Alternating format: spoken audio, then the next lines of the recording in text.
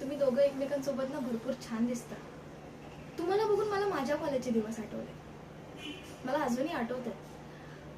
कॉलेजचा लेक्चर सुरू होण्या अगोदर तो लवकर यायचा आणि लायब्ररीमध्ये एकटाच बसून अभ्यास करायचा. माझी आणि त्याची काही फारशी अशी ओळख नव्हती. माझ्या मैत्रिणीचा मित्र होता.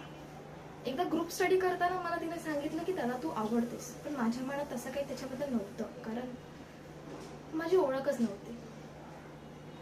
त्यानंतर ना तो लेक्चर चालू असताना माझ्या बाजूला येऊन बसायचा.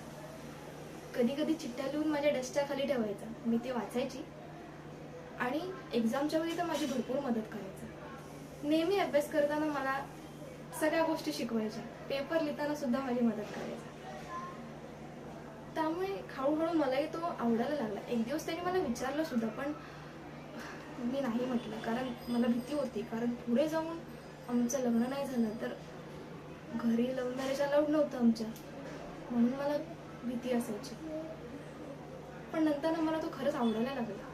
मग एकदा मी ठरवले की याला भेटायचं. आम्ही कॉलेज संपल्यावर पहिल्यांदा कॉलेजच्या बाहेर एक गार्डन होतं, तिथे भेटलो होतो.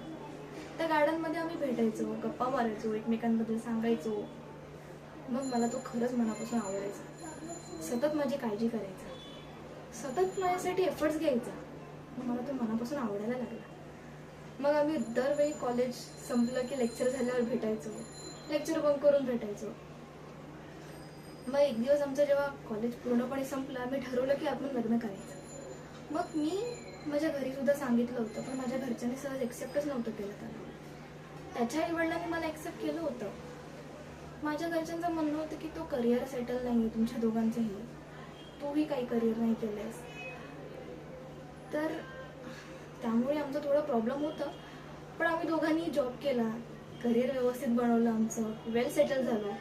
आणि आता नंतर मग परत आम्ही घरी कन्व्हिन्स केलं आणि फायनली माझ्या घरच्यांनाही तो आता आवडतो आणि आमचं लग्नही होईल आता काही दिवसात. तुमच्या दोघांची जोडी ना सेम मला माझे दिवस आठवण करून देते.